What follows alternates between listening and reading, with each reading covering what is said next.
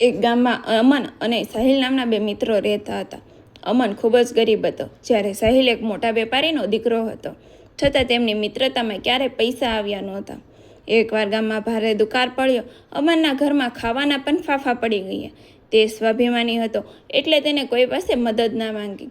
સાહિલને આ વાતની ખબર પડી, પણ તે જાણતો હતો કે તે સીધી રીતે મદદ કરશે તો અમન કદાચ ના પાડશે. સાહિલે એક યુક્તિ કરી.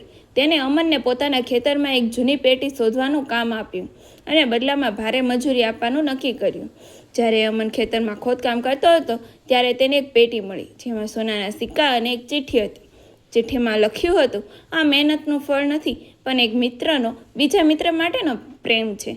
અમનની આંખો ભરાઈ ગઈ. તેને સમજાયું કે સાહિલ તેનું સન્માન જાળવીને તેને મદદ કરી હતી. બોધ, સાચો મિત્ર એ જ છે જે તમારી જરૂરિયાતને તમારા કહ્યા વગર સમજી જાય અને તમારા સ્વાભિમાનને ઠેસ પહોંચાડ્યા વગર તમને સાથ આપે.